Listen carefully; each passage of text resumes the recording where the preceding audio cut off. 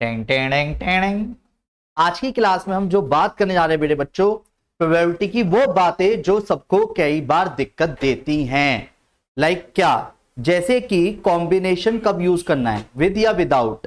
तो कॉम्बिनेशन की किस तरीके से प्रॉपर्टीज का अब हम 12th क्लास में हेल्प ले सकते हैं वो, या फिर प्रोबेबिलिटी से कैसे लिंक कर जाती है कॉम्बिनेशन, या लाइक अ परमुटेशन वर्ड। परमुटेशन 2 मिनट के लिए साइड करते हैं, वो हमें पता भी नहीं चलता कब लगा चुके होते हैं। पर कॉम्बिनेशन एक तरह से केसेस को बचाता है हमें। वो केस शब्द कैसे डिनोट होगा वो भी आपको क्लियर हो जाएगा। सबसे पहले छोटी छोटी बातें समझने की कोशिश करना। पहले क्वेश्चन से ही समझते हैं। मैंने कहा ये एक बैग है आपके सामने, 4 तो रेड बॉल हैं, दिख रही हैं, 6 ब्लैक बॉल्स हैं, ये भी दिख रही है क्या आपको? 4 रेड बॉल हैं, 6 ब्लैक बॉल्स हैं। और मैंने आपसे सिंपल सा एक क्वेश्चन पूछा, if a bag contains 4 red and 6 black balls, find the probability that exactly 1 ball is red। एक रेड बॉल निकालने की प्रोबेबिलिटी बताइए। एक रेड बॉल निकालने की प्रोबेबिलिटी, एक रेड बॉल निकालने की प्रोबेबिलिटी। देखा आप कितने बच्चे अलग अलग आंसर देंगे, 1/4। और बोलो, एक रेड बॉल निकालने की प्रोबेबिलिटी, बोलो बोलो। एक बच्चे ने बोला 4/10। और बोलो, एक रेड बॉल निकालने की प्रोबेबिलिटी, एक रेड बॉल, एक रेड बॉल, एक रेड बॉल निकालने की प्रोबेबिलिटी। और कोई एक रेड बॉल निकालने की प्रोबेबिलिटी, 1/10। वाह मेरी जान। और कोई एक रेड बॉल निकालने की प्रोबेबिलिटी? पता है मैं जान के कंफ्यूज कर रहा हूं आपको, एक रेड बॉल, एक रेड बॉल। अरे एक रेड बॉल हो या 2 हो, मैटर कंफ्यूज करने वाला ये। रेड बॉल कितनी है? तुम मैं सबसे बता, अगर मैं आपसे बोलता ना प्रोबेबिलिटी ऑफ रेड बॉल बताओ, तो आप क्या बोलते? चलो रेड बॉल की प्रोबेबिलिटी बताओ तो। ठीक है, ये यही है, ये गलत है आंसर। सर ऐसा कैसे? चलो 1 मिनट एक्सप्लेन करता हूं इसी शब्द को। मैंने कहा एक रेड बॉल, तो रेड बॉल कितनी थी आपके पास? 4 में से 1 निकाली, कोई सी एक आती, और टोटल में से 1 निकाली।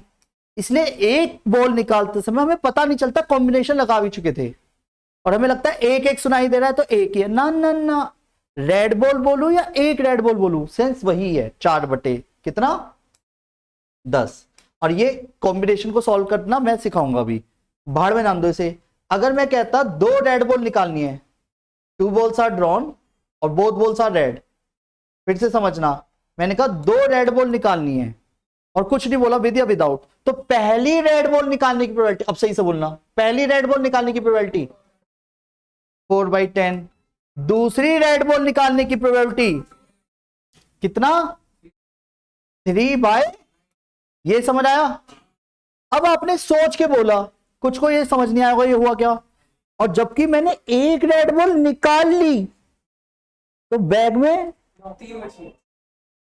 रेड और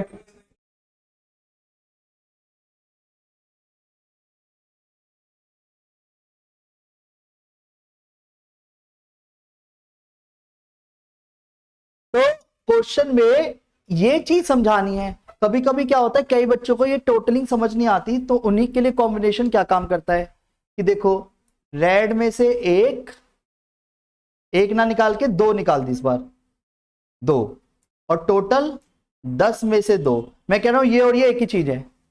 अब तुम कहोगे ऐसे कैसे? ले, अब जिसको थोड़ा बहुत भी फॉर्मूला पता है वो ध्यान से देखेगा। एनसीआर का अपना एक फॉर्मूला होता है, ये यहां पे था, ऐसे कैसे लिख दिया इसने। एनसीआर का अपना एक फॉर्मूला होता है, n factorial n minus r factorial r factorial. तो यहां पे समझना क्या, 4 factorial 4 minus 2 2 factorial 2 factorial 10 factorial होना तो चाहिए। आने वाले होंगे क्या पता, 5-10 मिनट वेट करो, नहीं तो कॉल कर लेते। 8 फैक्टोरियल और 2 फैक्टोरियल, ये कट गया, नहीं आया समझ? अब wait, 4 into 3 into 2 factorial, 10 into 9 into 8 factorial, ये कट गया। और ये तो सेम ही है, नहीं आया समझ? पर पॉइंट क्या आता है कि सर एक चीज बताओ, फिर इसकी जरूरत क्यों पड़ रही है? Good question. अगर मैं सेम इसी क्वेश्चन में आपके सामने क्या करता कि अब की बार मैं कहता एक रेड एक ब्लैक निकालो, one ball is red and other is black, तो अब आपकी सोच का दायरा थोड़ा सा रुकना शुरू होगा। बताओ कैसे निकालोगे? अरे प्रोबेबिलिटी बता, समझ आ रहा है तो क्वेश्चन, एक रेड एक ब्लैक निकालनी है।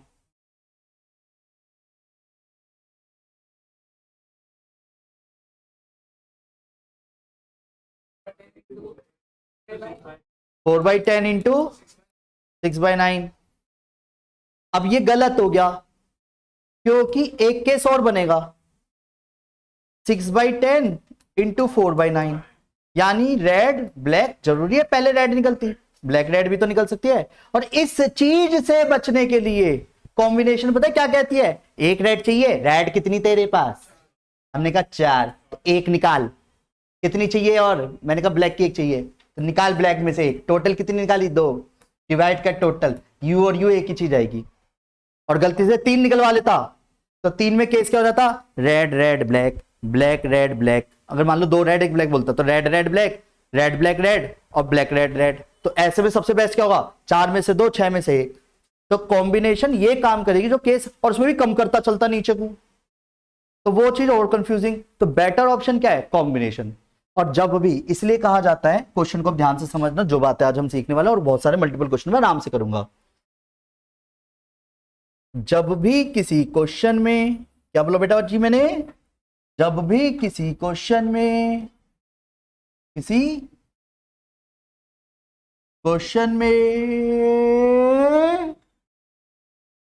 दो या दो से ज्यादा चीजें ड्रॉन की जाएं, ज्यादा चीजें समझ रहे हो? बोलता आइटम्स, चीजें, ड्रॉन बोले तो, क्योंकि वो हम सब ना कार्ड्स में सिर्फ एक कार्ड ड्रॉ नहीं कराएगा। एक रेड कार्ड निकालो, वो तो 26/52 थी, अगर आपको याद रहो। एक रेड कार्ड निकालो तब भी 26/52 बोला था ना, 1/52 या 1/26 तो नहीं बोला था ना, जितनी रेड कार्ड थे। और मैंने कहा 2 रेड निकालो, तो 26/52 इंटू 25/51, उसमें आप सीधा लिख सकते हो 26C2, टोटल 52C2। समझ गए? अब कार्ड्स में भी तो ड्रॉ नहीं कराएगा, ड्रॉ मतलब सिलेक्ट, तो इसका मतलब उसमें कॉम्बिनेशन लगने वाली है। क्योंकि अभी तक हमने नॉर्मल क्वेश्चन करे थे, एक बॉल निकालना, एक कार्ड निकालना। अब क्या आएगा? 2 या 2 से ज्यादा चीजें। वही हमारे को समझना है, जब भी किसी क्वेश्चन में 2 या 2 से ज्यादा चीजें ड्रॉन यानी सिलेक्ट की जाए तो कॉम्बिनेशन यानी NCR फॉर्मूले का यूज करेंगे। नहीं समझे? यानी कॉम्बिनेशन का, वेट, फॉर्मूले का यूज करेंगे, पर कब? Without replacement. और विदाउट रिप्लेसमेंट हो या फिर क्वेश्चन में गिवन ही ना हो, कुछ भी गिवन ना हो, कुछ भी गिवन नहीं हो। सर ऐसा क्यों कर रहे हो फिर विदाउट रिप्लेसमेंट? सपोज मैंने कार्तिक भैया से कहा बेटा जरा इधर तेरे सामने 10 बॉल रखी हो, मैंने कहा 3 बॉल निकालनी है। कहता लो सर, एक बॉल दिखा के मुझे वापस रख दी, दूसरी बॉल दिखाई वापस रख दी, तीसरी निकाली वापस रख दी। मैंने यूं क्या था भाई? फिर मैंने इतने में बुलाया हमारे बीच में मौजूद कृष्ण भैया, मैंने कहा तू निकाली रहा 3 बॉल, तो कहता ये लो भैया एक, ये लो भैया दूसरी, ये लो भैया तीसरी। तो मैं किसको सही मानू इस वक्त अभी? कृष्ण को या कार्तिक को? मैंने ये कहा था बस 3 बॉल दो मुझे। समझ गए? यानी हमारा कॉमन सेंस ये कहता है बॉल निकालने का मतलब है दोबारा मत डाल, और दोबारा वापस डालने का मतलब विद रिप्लेसमेंट। इसलिए क्वेश्चन में जब कुछ नहीं दिया जाता तो हम विदाउट रिप्लेसमेंट ही मान लेते हैं। जब मैंने आपसे कहा था ना 2 रेड बॉल निकालने की प्रोबेबिलिटी बताओ, तो कॉमन सेंस आपका अपने आप ही क्या कर रहा था कि पहले रेड निकाली, जब दूसरी रेड निकाली, क्या मैंने ये बोला कि दोबारा रिपीट क्यों कर रहे हो? क्योंकि आपने कम कर दिया दोनों जगह, ये कॉम्बिनेशन लग पाया इसलिए। समझ गए? और अगर मैं यहां पे विद रिप्लेसमेंट हेडिंग डाल देता तो पहली रेड निकालने की प्रोबेबिलिटी, दूसरी रेड निकालने की प्रोबेबिलिटी, तब ये फॉर्मूला काम नहीं आएगा बिल्कुल भी। नहीं समझ आया? और फिर इसमें विद रिप्लेसमेंट कर दूं तो केस बनाने की जरूरत भी नहीं है, रेड निकालो या ब्लैक निकालो, रहेंगे 4/10 6/10, तो क्या आगे पीछे करना उसे? नहीं समझे? तो बहुत बड़ा खेल है। इस बात के पीछे रीजन आपको बाद में समझ आना शुरू होगा पहले आज कॉम्बिनेशन के फॉर्मूले को पहले तसल्ली से समझ लेते हैं कैसे एप्लीकेबल करते हैं हम। बेटा एनसीआर का फॉर्मूला होता है n factorial n minus r factorial r factorial. n का मतलब होता है total things, at a time आपके पास कितनी चीजें हैं और कितनी आपको सिलेक्ट करनी है। 10 चीजें हैं, 3 सिलेक्ट करनी है, ये डिपेंड करता है। फिर क्वेश्चन में और आगे बढ़ते हैं। NCr n factorial upon n minus r factorial r factorial. जो r होता है ना इसमें, वो हमेशा 0 या 0 से ऊपर n से कम होगा। सर ऐसा क्यों कह रहे हो? अगर मेरे पास 10 चीजें हैं तो मैं 11 सिलेक्ट थोड़ी ना कर लूंगा। 10 चीजें हैं तो माइनस 2 चीजें थोड़ी ना सिलेक्ट कर लूंगा। यानी r क्या डिनोट कर रहा है? थिंग्स, जो उन्हीं n में से सिलेक्ट हो रही हैं। अगर आपके पास 5 बोले अवेलेबल है तो 5 से ज्यादा कभी नहीं करने वाले आप। तो यानी r हमेशा किसके बीच में डोलता है? 0 से n के बीच में। फॉर्मूला कैसे वर्क करता है n फैक्टोरियल का? तो फैक्टोरियल का मतलब होता है, जिसे हम ऐसे भी लिख देते हैं कभी कभी, तो इसका मतलब होता है n minus 1 n minus 2 dash 3 into 2 into 1। मैं इस वक्त आपको बिल्कुल बेवकूफ और जीरो मान के छोटी छोटी बातें बता रहा हूँ पिछली क्लास की, क्योंकि मुझे रिजल्ट ज्यादा चाहिए, बात खत्म, ना कि 5 10 8 नंबर। समझ गए? जो 100 का टारगेट देख रहे हैं तो उनके लिए क्लियर है ये वाली क्लास। ये समझ आ रहा है? अब 3 इंटू 2 इंटू 1 यानी 6। अगर 7 फैक्टोरियल बोला तो 7 फैक्टोरियल क्या रहेगा? नहीं आया समझ? 5040। अगर 6 फैक्टोरियल अपॉन 3 फैक्टोरियल है तो 2 फैक्टोरियल नहीं लिखते। तो सर क्या करते हैं बच्चों? बड़े से छोटे तक जाते हैं। 6 से कहां तक जाऊंगा? 6 इंटू, नहीं आ रहा समझ? और ये कट जाएगा, फिर 6 पंजे 30 120। नहीं आया समझ? तो यही हम अभी फॉर्मूले में करने वाले हैं बार बार। तो फॉर्मूले में क्या करेंगे अगर क्वेश्चन की लैंग्वेज को ध्यान से देखा जाए तो? बोलो। अगर मैंने आपसे क्वेश्चन में बोला कि एग्जाम्पल के तौर पे 7C2 सॉल्व करना है, अब किसी को सॉल्व करना नहीं आता होगा तो कॉम्बिनेशन लिख के करेगा क्या? प्रोबेबिलिटी तो वैसी बेकार हो गई, नहीं समझे? तो 7C2 कैसे सॉल्व करेंगे? 7 फैक्टोरियल 7 माइनस 2 5 फैक्टोरियल 2 फैक्टोरियल। 7 को कहां तक तोड़ू कि मुझे ज्यादा मेहनत ना करनी पड़े?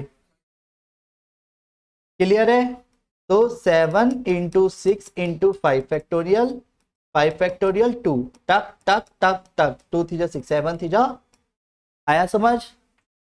बोलो हाँ। पर वेट, क्या होता है इनके अंदर ना कुछ प्रॉपर्टीज बनी है। प्रॉपर्टीज क्या काम करती है? हमें हेल्प कर देती है बड़े क्वेश्चनों को छोटा करने में। जैसे कि बार बार सॉल्व तो करने से रहे, तो कुछ प्रॉपर्टीज क्या काम करेगी? प्रॉपर्टीज समझिएगा, अब ये 2 ही बहुत हैं, तीसरी क्या लिखूंगा?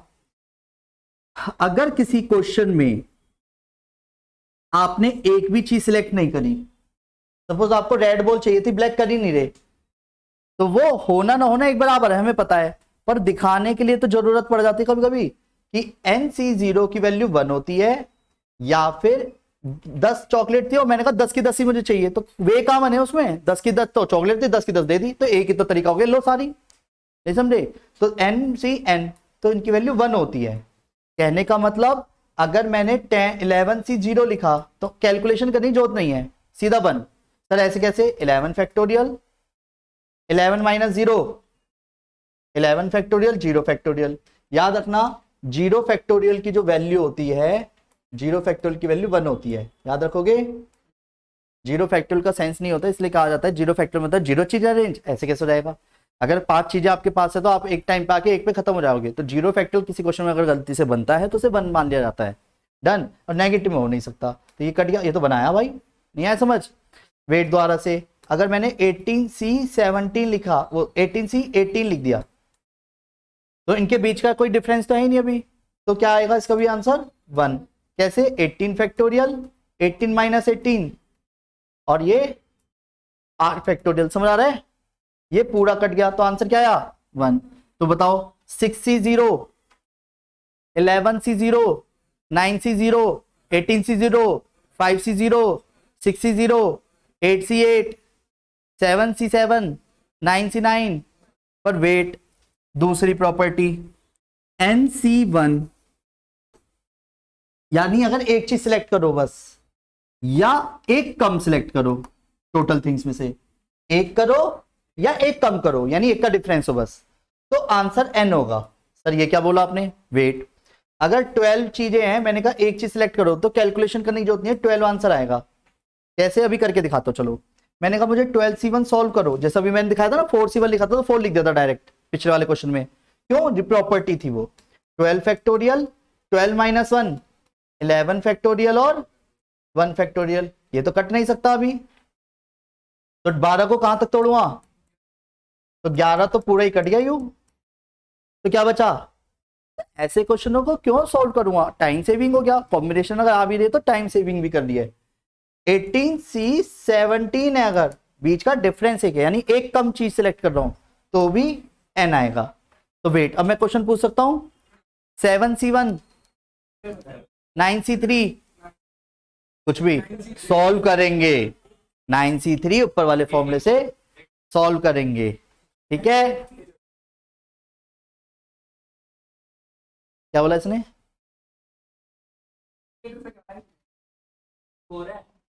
9C3 बोला था ना मैंने, रुक जा वेट कर।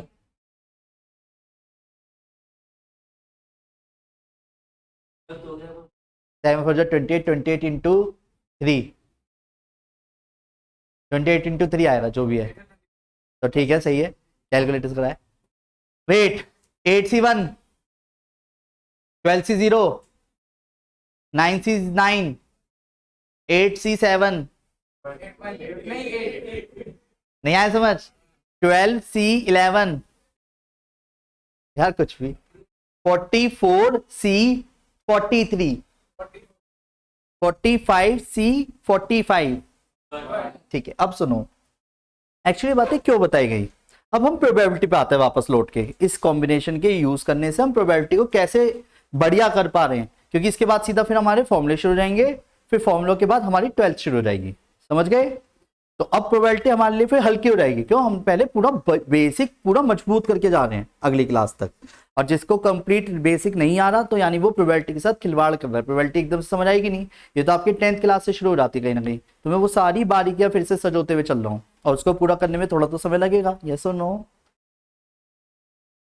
देखिए बच्चों बच्चों क्वेश्चन है इफ अ बैग कंटेन 3, चलो छोटा क्वेश्चन ले, छोटा ही क्वेश्चन ले लूं बड़ा लूं थोड़ा?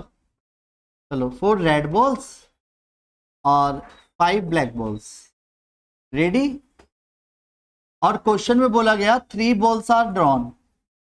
अगर मैंने कुछ नहीं बोला तो बाय डिफॉल्ट 3 बॉल जो ड्रॉ करोगे विदाउट रिप्लेसमेंट या विद रिप्लेसमेंट? बाय डिफॉल्ट, यानी रिपीटेशन नॉट अलाउड। नहीं समझे? यानी अब आप कॉम्बिनेशन का फॉर्मूला यूज कर सकते हो। अगर मैंने अब कुछ नहीं बोला 3 बॉल निकालो, तो 3 बॉल निकालने के केस में कॉम्बिनेशन क्या बैठा? टोटल बॉल कितनी है? ये टोटल है, इससे सबको डिवाइड करो हर बार, चाहे कुछ भी निकलवाए टोटल का काम यही करेगा डिवाइड करते समय। 9C3 समझ गए? कंडीशन अप्लाई, क्योंकि जिस प्रोबेबिलिटी को पूछेगा वो ऊपर रखनी है, जैसे पहला क्वेश्चन। अब वो क्या बोलेगा? If a bag contain 4 red and 5 black balls, if 3 balls are drawn, find the probability that exactly 1 ball is red. यानी प्रोबेबिलिटी जो बतानी है एग्जैक्टली 1 बॉल इज रेड। अगर आपको कंफ्यूजन हो रही है तो तसल्ली से समझिएगा, कंफ्यूज होने की बिल्कुल भी जरूरत नहीं है। मैंने कहा एक रेड बॉल निकालनी है, एक रेड बॉल, एक रेड बॉल। तो रेड बॉल कितनी है? तो मैं ऐसे लिखूंगा रेड में से एक रेड निकाल दी, पर क्वेश्चन क्या था? 3 निकालनी है। मैं कहूंगा रेड तो एक ही निकालनी है, 3 पूरी करूंगा अभी, समझना। रेड तो एक ही निकालूंगा और क्वेश्चन कह रहा है 3 निकाल, मैं कहूंगा रुक निकाल रहा हूं। तो बाय डिफॉल्ट 2 बॉल कौन सी निकालू अब जान के? बची हुई, क्योंकि क्वेश्चन में 3 बॉल निकालनी है। इनटू में ही लिखूंगा क्योंकि टोटलिंग में ऊपर का और नीचे का सेम होना चाहिए। तो 5C2 यानी 2 बची हुई कौन सी निकाल दी मैंने? ब्लैक। तो अब ये 9 है और ये 3 है, सही करा है क्वेश्चन अभी। और डिवाइड में क्यों लिखूंगा? क्योंकि प्रोबेबिलिटी चाहिए, कोई नंबर ऑफ वेज नहीं चाहिए। तो 9C3 इसका मतलब क्या हो गया? टोटल से डिवाइड। जिसको भी ये कंफ्यूजन है वो दूसरे क्वेश्चन में अपना आप समझ जाएगा। कैसे बताता हूं? मैंने क्या बोला? All balls are red, all balls are red. तो क्या सेंस निकला? जितनी भी बॉल आपको निकालनी है वो सारी की सारी रेड निकालनी है। तो क्या लिखूंगा? रेड कितनी है मेरे पास और बॉल कितनी निकालनी है? 3, तो इसका मतलब ऑल बॉल्स आर रेड, इसका मतलब चारों नहीं निकाल सकता, परमिशन 3 की है, तो क्या करूंगा 4C3 और वेट समझाने के लिए 5C0 डिवाइड बाय, अब कैलकुलेशन क्यों जल्दी हो रहेगी मेरी, एक तो इसकी जल्दी हो गई कैलकुलेशन, इसकी जल्दी हो गई कैलकुलेशन, और 9C3 आईएससी वालों को अलाउ है, और इस तरह तो थोड़ा बहुत कर ही सकते हैं जो अभी हमने करी था। यस 84, नहीं आया समझ, नहीं आया समझ, इसकी कैलकुलेशन भी जल्दी हो गई 4C1 4, पता है क्यों, एक चीज सिलेक्ट कर रहे हैं, और 5C2 10 आएगा, सॉल्व करके दिखाऊं, बोलो 4 8, भाई ऐसे रहने देना, नहीं आया समझ, फ्रैक्शन में रहने दो, प्रोबेबिलिटी फ्रैक्शन में रखते हैं ज्यादातर। तीसरा क्वेश्चन, अब जिसको थोड़ी बहुत कंफ्यूजन होनी शुरू हो आराम से देखते चलना। एग्जैक्टली 2 बॉल्स आर रेड, आपकी बार 2 रेड निकालनी है, उनमें जो भी बॉल निकालनी है आपको उसमें 2 रेड होनी चाहिए, बात 2 ही होनी चाहिए, एग्जैक्टली वर्ड इसलिए बोला गया है।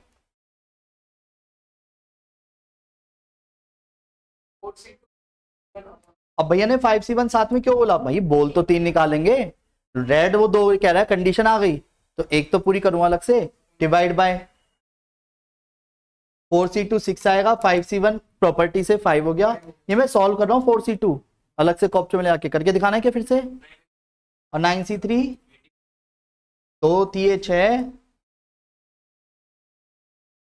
15/42, नहीं आ रहा समझ, बोलो,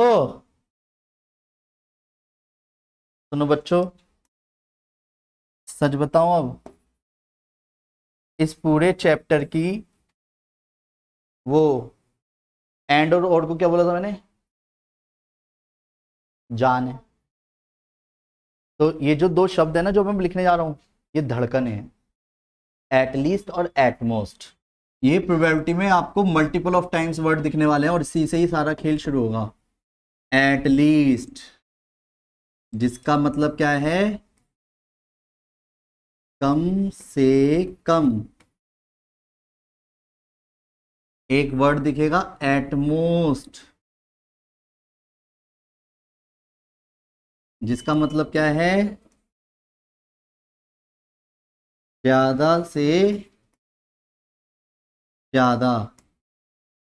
अब ये कंफ्यूजन क्रिएट करता है, पहले इसे समझते हैं 2 मिनट के लिए, एक अलग तरीके से समझाना चाहूंगा, 2 मिनट समझ लीजिए प्लीज, ऊपर चल थोड़ा, इधर देखिए, सपोज ये नंबर ऑफ चॉकलेट्स हैं, और मैंने ये कहा 5, मैंने कहा यहाँ नंबर ऑफ चॉकलेट्स हैं, मैंने यहाँ पे कह दिया 7, ऐसी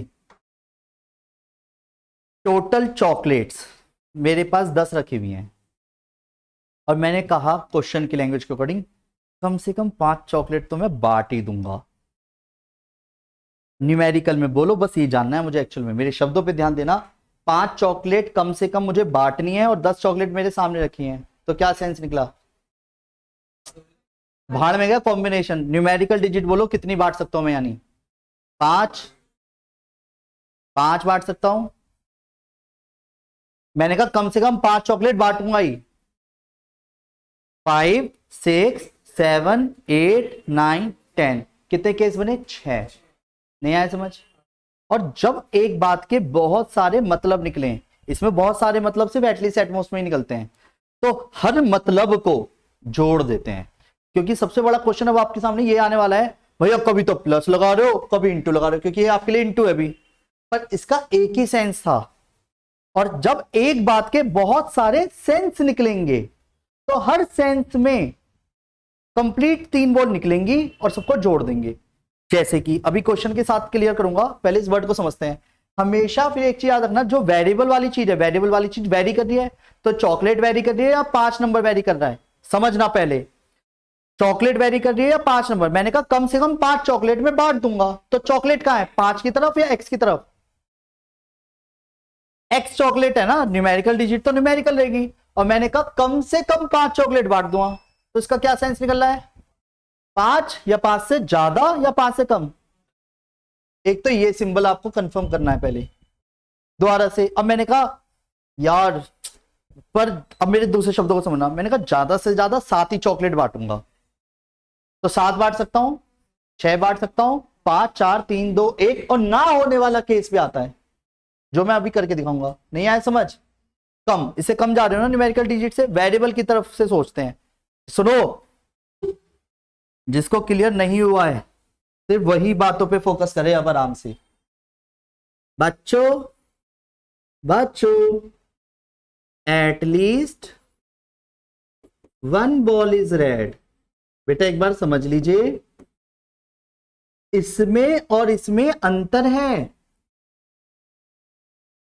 इसमें मैंने ये कहा कम से कम एक बॉल रेड निकालनी है, बॉल निकालने की परमिशन 3 की है।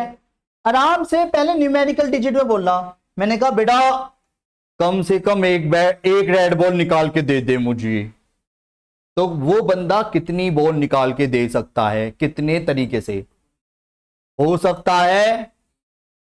तीनों रेड दे दे, 2 भी दे सकता है, 1 भी दे सकता है। कितने सेंस निकले? हर सेंस में 3 बॉल निकाली क्या आपने अभी? शब्दों को समझना, हर सेंस में 3 बॉल नहीं निकाली अभी आपने। मैंने कहा कम से कम एक रेड बॉल निकालिए, तो आपने क्या बोला? 1 रेड निकल सकती है। ये सेंस पूरा नहीं हुआ अभी। यस, अब सेंस पूरा हो गया। प्लस दूसरा सेंस पूरा हो गया। अब एक भी ब्लैक नहीं, तीसरा सेंस अब कंप्लीट हुआ, और हर सेंस में 3 बॉल निकाली। समझ गए मेरी बात? फिर समझना, मैंने कहा कम से कम एक रेड बॉल चाहिए, तो आप सिर्फ 4 में से 1 रेड निकाल के खुश नहीं हो सकते, क्योंकि क्वेश्चन की लैंग्वेज के अकॉर्डिंग 3 बॉल निकालनी थी। तो 6 में से, सॉरी 5 है ना, 5 में से 2 निकालनी पड़ी, क्योंकि टोटल प्रोबेबिलिटी के लिए 9C3। नहीं आया समझ? प्लस यानी 2 रेड 1 ब्लैक, क्योंकि इसके सेंस में तो ये भी आ रहा है, यानी 1 निकाल सकता है, 2 निकाल सकता है, या तीनों निकाल सकता है, यानी तीनों जुड़ जाएंगे। ये नहीं आया समझ? वो 2 भी तो निकाल सकता है, और या फिर तीनों। नहीं आया समझ? 9C3 क्लियर है? बोलो हाँ। नहीं आया? जिसको अभी भी कंफ्यूजन है ना, वो इस वाली बात से क्लियर हो जाएगा। और ये वर्ड फिर बोल रहा हूं, किसी को कंफ्यूजन हो तो यही वीडियो दोबारा देखना, क्योंकि मैंने आराम से कंटेंट को कंप्लीट करा है, और बहुत आराम से करा है। इससे ज्यादा आराम से नहीं कर सकता सच बताऊं, और इतनी देश लैंग्वेज तो वैसे भी ना लिख सकता। Clear? At most 1 ball is red. भैया अगर 1 बॉल ही निकालनी होती तो एटमोस्ट को कहता, एग्जैक्टली 1 नहीं कह देता। समझना, बॉल कितनी निकालनी है टोटल, पर मैंने कहा ज्यादा से ज्यादा 1 ही रेड निकालिए। यानी क्या क्या कितने केस बने? 2। क्या पहला केस, या तो 1 रेड निकालोगे या 1 नहीं। जब 1 रेड निकालोगे वो केस पूरा नहीं हुआ अभी, तो यानी कि दिक्कत ये आ रही है, क्वेश्चन के उस सेंस को बार बार दिमाग में रखना है। आ रहा है समझ? बोलो हाँ। कह दे तो 5C ये केस पूरा हुआ है अभी, पर वेट ये केस पूरा हुआ है, मैंने क्वेश्चन पूरा नहीं बोला है। प्लस अब मैंने कहा था ज्यादा जब 1 बोलता है तो ना होने वाला केस भी आता है, क्योंकि उसकी भी तो प्रोबेबिलिटी एग्जिस्ट कर रही है। 1 भी रेड ना होना, यानी तीनों ब्लैक होना। नहीं आया कि समझ इस तरीके से? इसमें पता है सबसे बड़ी बात क्या हुई है? जब आप 1 रेड निकाल लेते ना, 1 रेड नॉर्मल तरीके से सोचते, 2 ब्लैक के साथ 3 केस थे अपने आप में। पहले नंबर पे आई है, दूसरे नंबर पे आई है, तीसरे नंबर पे आई है, और कॉम्बिनेशन ने पता है क्या काम किया? सब आ गया इसमें। तो बस इतना सोच के एक बात के जितने मतलब है उसके अकॉर्डिंग जोड़ ले, तो उसे जोड़ते जोड़ते हो जाएगा पागल। नहीं समझे? जैसे यहाँ पे तो एक ही केस बनेगा, किसमें? इसमें सारी बॉल रेड, पहली रेड, दूसरी रेड, तीसरी रेड। मैं ऐसे चाहूं तो ऐसे भी कर सकता था, पहली रेड निकालने की प्रोबेबिलिटी 4/9, दूसरी रेड निकालने की प्रोबेबिलिटी 3/8, तीसरी रेड निकालने की प्रोबेबिलिटी 2/7। कैलकुलेशन ये और ये सेम आएंगे, देखते हैं। 3 3 9, 4 दूनी 8, 2 से 2 कट गया, 7 से 21 ये रहा। पर वेट, इसमें ना होने का एकदम से सोच का दायरा, क्योंकि 1 रेड, तो इसमें रेड नंबर पहले पे आई है, फिर ब्लैक 1 ब्लैक 2, पर जरूरी है ब्लैक 1 रेड 1 और ब्लैक 2, ये भी हो सकता है। फिर या ब्लैक 1 ब्लैक 2 और रेड 2, और उसमें भी फिर रेड मतलब, और उसमें भी कम करता चलूंगा। समझ गए भाई? इतना ही कहां सोचूंगा कि 2 ब्लैक भी आएगी पहले, इतनी देर में तो क्वेश्चन लपेट दूंगा कि 1 रेड 2 ब्लैक आ गया। भैया कॉम्बिनेशन यही तो काम करती है। जितने उसके घुमावदार, जितने भी उसकी शफलिंग थी वो सब रोक दी उसने। पर इसको नहीं रोक पाएगी बेचारी, क्योंकि इसका सेंस ही अलग है, इसके तो मतलब ही अलग निकले, एटलीस्ट और एटमोस्ट। तो उस बात के जितने मतलब, शब्दों पे ध्यान देना, अब समझ आएगा। एक बात के जितने मतलब निकलते हैं, मतलब को इंग्लिश बोलते हैं केसेस, जितने केसेस बनते हैं, हर केस में 3 बोल कंप्लीट करेंगे और सारे केस को जोड़ दिया जाता है। पर हर केस में सारी चीजें मल्टीप्लाई रहेंगी, सिंगल केस में ये पूरा एक सिंगल केस है तो उसमें तो मल्टीप्लाई चलेगा ना, वो कंप्लीट केस है। समझ गए मेरी बात? और जितने मतलब निकलते हैं सब चीजों को जोड़ दिया जाता है, और यही बच्चों को कई बार दिक्कत दे जाता है, सर प्लस नहीं आ रहा, माइनस नहीं आ रहा। आया समझ? बोलो हाँ, नहीं आया? यूनियन और इंटरसेक्शन का फॉर्मूला बताया था लास्ट क्लास है, डिविजिबल बाई 4, ऐसा कोई क्वेश्चन करा था? Divisible by 4, divisible by 6, multiple तो एक ही बात है। डन? दे दे, डिविजिबल लिखा था पर मैंने। डन? तो सुनो, अरे मुझे पता है मैं मल्टीपल यूज ही नहीं करता वर्ड। करें स्टार्ट? देखिए इसी तरीके से अब कार्ड्स को समझेगा। अब कार्ड की गड्डी में दिक्कत पता है क्या होगी? वो ये नहीं बताएगा रेड कितने हैं किंग कितने हैं। अब समझना, मेरे को सीधा रिक्वायर्ड प्रोबेबिलिटी जो पूछी गई, समझ लो, सुनो। If 2 cards are drawn, 2 cards are drawn, find the probability, सीधा क्या बोलेगा? Find the probability of getting one is red, one is लो, one is red या one is king and other is queen। नहीं यार समझ? क्वेश्चन समझ आया? एक कार्ड नहीं निकाल रहा मैं, 2 कार्ड निकाल रहा हूं, तो तुरंत कॉम्बिनेशन दिमाग में आ गई, 2 कार्ड यानी 2 चीजें सिलेक्ट कर रहा हूं। तो वेट, अब वो या तो 2 केस बनाओ, पहले किंग निकाला, फिर क्वीन निकाला, फिर क्वीन निकाला, किंग निकाला। इतना सोच क्यों रहे हो? कितने किंग चाहिए, कितने क्वीन चाहिए, कितने किंग चाहिए? 2 ही कार्ड चाहिए थे। तो लैंग्वेज के अकॉर्डिंग सीधा रिक्वायर्ड प्रोबेबिलिटी के केस में किंग कितने होते हैं, क्वीन कितनी होती है, इनका कोई आपस में लेना देना तो नहीं है। तो वेट, डिवाइड बाय, इसमें सब आ गया। अब कैलकुलेशन में ये दोनों तो करनी नहीं पड़ेगी, बस मुझे करनी पड़ेगी तो ये। और ये कैसे करेंगे वो साइड में दिखा देता हूं। 52C2 को 52 factorial, 52 minus 2, 50 factorial, 2 factorial, 52 into 51 into 50 divide by 50 factorial. समझ आया? 2 टक टक टक टक टक 26, तो 26 इंटू 51, तो 4 2 13 8 बटे जो भी इंटू करके आएगा, 51 इंटू 13 कर लोगे? ठीक है, नेक्स्ट। यहां तक किसी को दिक्कत है? बहुत टाइम अभी। किसी की कोई डाउट्स हैं इंटीग्रेशन से रिलेटेड? प्रोबेबिलिटी करना शुरू कर सकते हैं वह पहली एक्सरसाइज बस। पर वेट, अगर परसों के बात करते तो और बहुत बढ़िया बात है, समझ रहे हो? कल मैं तुम्हारी क्लास रख सकता हूं पर नहीं रखना चाहूंगा।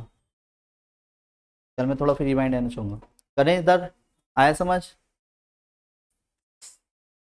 लंबा खिंच जाएगा पर। पेपर कब है सेंट जोसेफ? अरे यूटी है।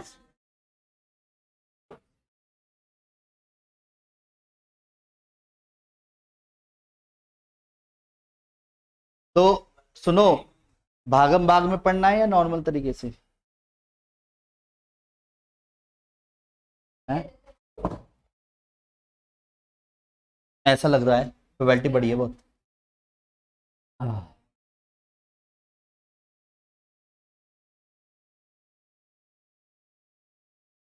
अब इसमें एक चीज क्लियर है ना, बंदे बंदे अभी सिलेक्ट करवा लेगा वो। ठीक है, बॉलर्स क्रिकेटर में टीम बनाने के लिए एटलीस्ट एटमोस्ट इस तरीके के क्वेश्चन कितने जोड़ते रहो सब एक बराबर है अब, क्योंकि असली खेल सारा कॉम्बिनेशन में था, कॉम्बिनेशन कब लगाना है। क्लियर है? बोलो हाँ, यस और नो। ठीक है, सुनो, अब जो बातें मैं बताने जा रहा हूं ना, मैं लगातार 15 मिनट नॉन स्टॉप बोलूंगा, सुनते चलना, समझते चलना, नहीं आए तो पूछते चलना। Are you ready? बोलो हाँ। देखिए, और ये थियोरेटिकल नोट्स आपको प्रॉपर बनाने, जो मैं कल क्लास रखता हूँ वो आज ही कंप्लीट कर रहा हूं। सुनो, प्रोबेबिलिटी एक्चुअल में अब है क्या? ये वो थियोरेटिकल पार्ट है जिसकी जड़ किसी ने अगर पकड़ बना ली तो नो डाउट वो प्रोबेबिलिटी में मात नहीं खाने वाला। तो प्लीज सभी ध्यान देते चलिएगा। क्या? प्रोबेबिलिटी, प्रायिकता, किसी भी चीज के होने की संभावना है। तो हम प्रोबेबिलिटी में करते क्या है? हमेशा नंबर ऑफ ए ऊपर और नंबर ऑफ सैंपल स्पेस नीचे रखते हैं। ये क्लियर? बोलो हाँ। हमेशा नंबर ऑफ सैंपल स्पेस कभी भी 0 के बराबर नहीं होना चाहिए, और जो ए सबसेट होता है वो हमेशा सैंपल स्पेस का सबसेट ही होता है। यानी कहने मतलब ए इवेंट जो छटता है वो सैंपल स्पेस में से ही छटता है। अगर एक कॉइन को 2 बार टॉस किया गया और मैं कह रहा हूं एक बार हेड आने की प्रोबेबिलिटी बताओ, तो वो उन्हीं 2 में से उछालने के बाद जो सैंपल स्पेस क्रिएट हुए थे उसमें से ही तो निकालेंगे प्रोबेबिलिटी। तो हमें पता है पहले सैंपल स्पेस 2 बार कॉइन करने के, head tail tail head tail tail head head, और मैंने कहा एग्जैक्टली 1 हेड अपीयर्स की, एच टी और टी एच। तो प्रोबेबिलिटी क्या हो गई? एक बार हेड आने की 2/4, यानी काट पीट करके 1/2। तो मेरे को एक चीज बताओ, बचपन से लेके आज तक जितने भी आपने एग्जाम्स दिए हैं, कभी भी आपके 1 से ज्यादा मार्क्स आए हैं? और 0 से नीचे?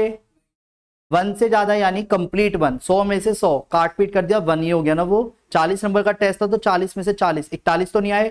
नहीं सर मैं अप्सरा पेंसिल यूज करता था, ऐसा तो कुछ नहीं है। तो वेट, तो इसमें एक चीज क्लियर है कि प्रोबेबिलिटी जो है वो 0 से ऊपर होती है और 1 से कम होती है। यानी किसी क्वेश्चन में गलती से भी 1 से ज्यादा आंसर आ रहा है आपका, तो आप समझ जाना आप गलत हो, क्वेश्चन गलत नहीं है। और 0 से नीचे आ रहा है तो भी आप गलत हो, क्वेश्चन गलत नहीं है, क्योंकि आएगा ही नहीं, बात खत्म। और वो दे रहा है तो ऐसा होगा नहीं। क्लियर?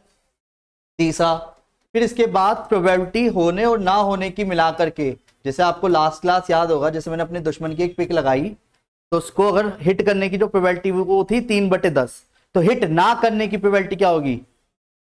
बोलो बोलो, हिट ना करने की प्रोबेबिलिटी क्या होगी? ये समझ आया? यानी 7/10। क्लियर है? बोलो हाँ। तो आपने क्या करा? किसी भी चीज के ना होने की प्रोबेबिलिटी निकालने के लिए 1 में से माइनस किया जाता है।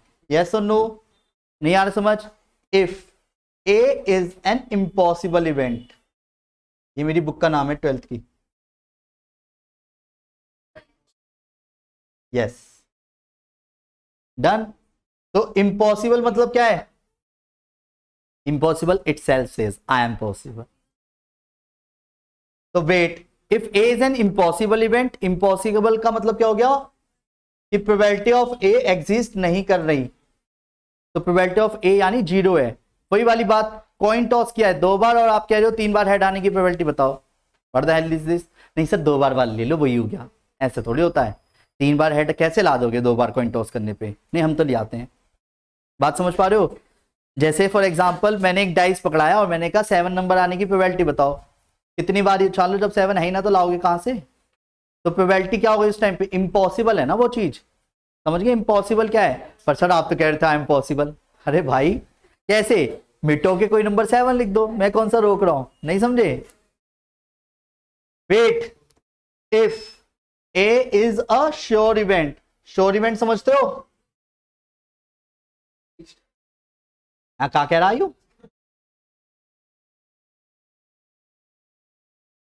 इंग्लिश में बात मत कर, हिंदी में बता।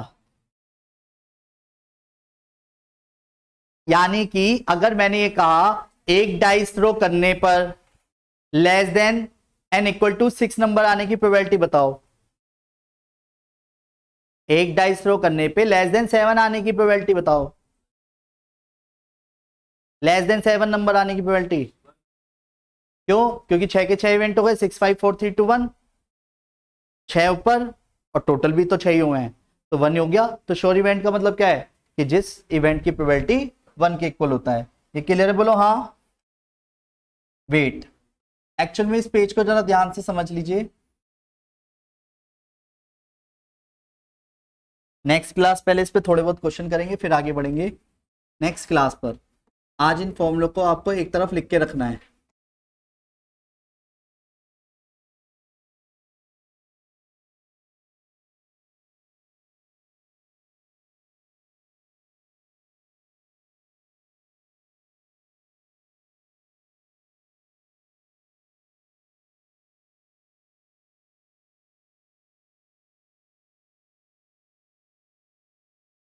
बच्चों जरा ध्यान दीजिएगा, ए यूनियन बी का फॉर्मूला होता है probability of A plus probability of B minus probability of A intersection B. Sir हमें कैसे पता चलेगा कि वो हमारे से क्या पूछ रहा है? Good question.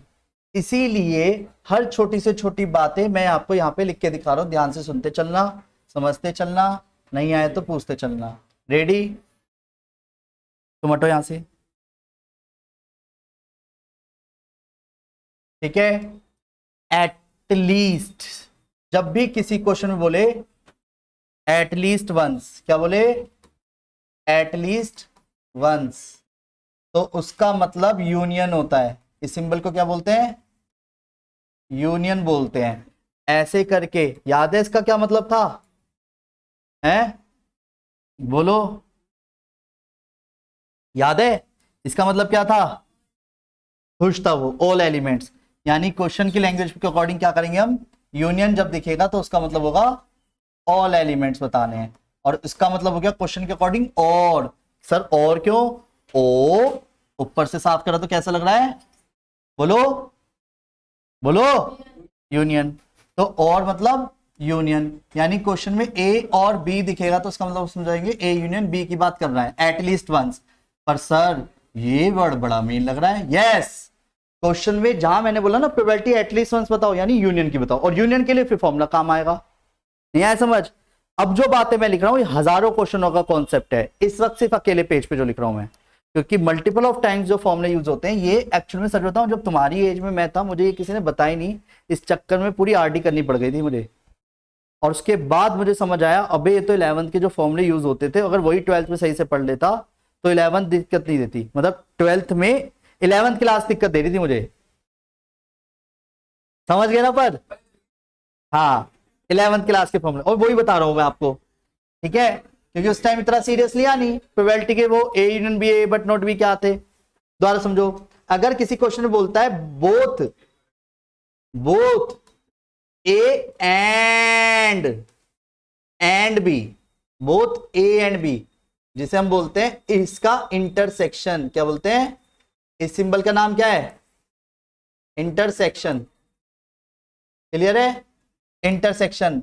तो जिसका मतलब क्या होता है क्वेश्चन की लैंग्वेज में? कॉमन एंड वर्ड, यानी ए एंड बी। क्लियर है? A B. अगर दो सिंबल के बीच में कुछ नहीं होता तो प्रोबेबिलिटी और सेट्स के केस में उसे इंटरसेक्शन बोला जाता है। सर ऐसे कैसे? बेटा चलो x की वैल्यू मैंने 3 बोली, y की वैल्यू 5 बोली, तो आंसर क्या होगा? भाई आपने प्लस क्यों नहीं करा, माइनस क्यों नहीं करा, डिवाइड क्यों नहीं करा? सर बचपन से पढ़ते आ रहे, कुछ ना होता तो मल्टीप्लाई। ऐसी ही बचपन वाली बात को यहां पे भी बचपन की तरह समझ लो, जब दो सेट्स के बीच में कुछ नहीं होता तो उसका मतलब इंटरसेक्शन है। ये ध्यान रखोगे? बोलो हाँ। यानी क्वेश्चन में अगर दो सेट्स के बीच में कोई सिंबल नहीं है तो उसे क्या लिखते हैं? इंटरसेक्शन। ये आप कई बार क्वेश्चनों के टाइम पे देखोगे। डन? सुनो, तो ये क्लियर है? इसका मतलब क्या है? ऑल एलिमेंट्स यानी एटलीस्ट वंस। इसका मतलब क्या है? बोथ ए एंड बी, यानी इंटरसेक्शन ए और बी के बीच में कॉमन हिस्सा। समझ गए? बोलो हाँ। नहीं आया?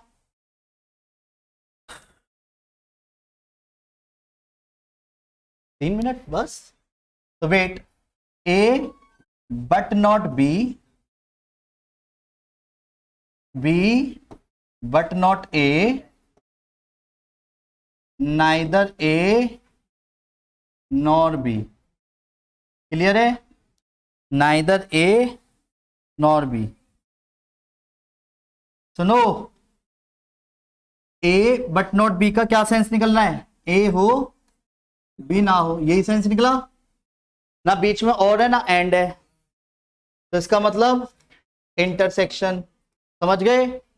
इसका मतलब है ओनली ए, इसका मतलब है ए माइनस बी, और इसका मतलब है ए एलोन। कईयों के स्टेटस पे देखा हो आई एम एलोन, तो मतलब उसके साथ कोई नहीं है, यानी वो अकेला है। नहीं समझे? बी, अभी वेन डायग्राम समझना, ये तो ए का गोला, ये बी का गोला, तो ए क्या है? ये सारा ए है, पर ओनली ए क्या है? ए, यानी ए हो बी ना हो। समझ गए? कभी इसके फॉर्मूले को देखा, तो फॉर्मूले में भी क्या करा, ए यानी पूरा ए लिया और फिर ए और बी का इंटरसेक्शन क्या करा, हटा दिया प्रोबेबिलिटी में भी, तो फॉर्मूला भी याद रहेगा।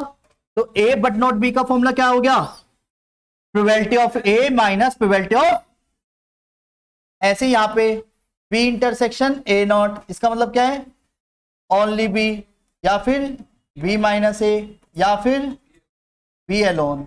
नहीं आया समझ, बोलो हाँ। वेट, तो सुनो, इसके फॉर्मूले को कैसे याद रखना है आपको एट द एंड, जिसके ऊपर नोट नहीं है, जिसके ऊपर पहले उसकी प्रोबेबिलिटी लिखी जाती है माइनस बिना नोट का इंटरसेक्शन। नहीं आया समझ, यह हाथ छू गया मेरा, हाँ जी, probability of B intersection A या ए इंटरसेक्शन बी एक ही बात है। नहीं आया समझ, फिर से याद करो, जिसके ऊपर नॉट नहीं है पहले उसकी प्रोबेबिलिटी माइनस इंटरसेक्शन, फिर नाइदर ए नॉर बी के केस में हर एक का उल्टा कर दो। डी मॉर्गन्स थ्योरम क्या कहती है, ए यूनियन बी का अगर होल का नोट है या ए इंटरसेक्शन बी का होल का नोट है, तो आप अपना देसी दिमाग लगाओ, हर एक का उल्टा कर दो, हर एक का उल्टा, ए नॉट इंटरसेक्शन, इसको क्या लिखोगे, ए नॉट, डन। तो ये फॉर्मूले में यूज होगा,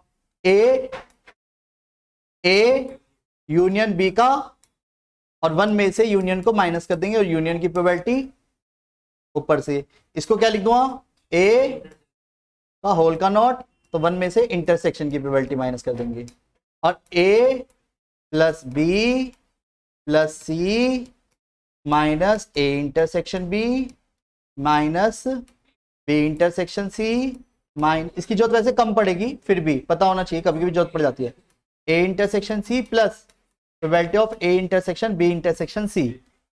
क्लियर, सुनो, नाइदर ए नॉर बी क्या बोलेगा, नाइदर ए नॉर बी, तो कोई सिंबल नहीं है, तो बीच में सिंबल कौन सा है, इंटरसेक्शन, और इसको आप क्या लिख सकते हो, ए, बोलो सबका उल्टा करो, पर होल का नोट बैलेंस बनाने के लिए, और इसको कैसे करेंगे वो क्वेश्चन में दिख रहा है, वन में से माइनस करते हैं किसी भी चीज का नोट निकालने के लिए।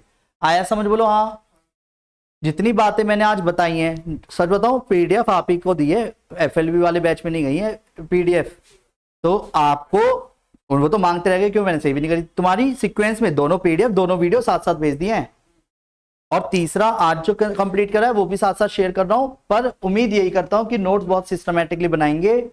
इस बार आप ये शो करेंगे पेरेंट्स को, नहीं हम डिजर्व करते हैं यूनिट टेस्ट के जो भी नंबर आएंगे उसमें बेटर नंबर ला करके, और अब की बार लिमिटेड चैप्टर है, फिर वही वाली बात आती है, अगर आप लिमिटेड चैप्टर में पूरे नंबर नहीं ला पा रहे तो फिर पीबोर्ड में फिर से फुल चैप्टर आएंगे, कैसे उसको पॉसिबिलिटीज बनाओगी, कोई ना कोई चैप्टर तो वीक रहेगा।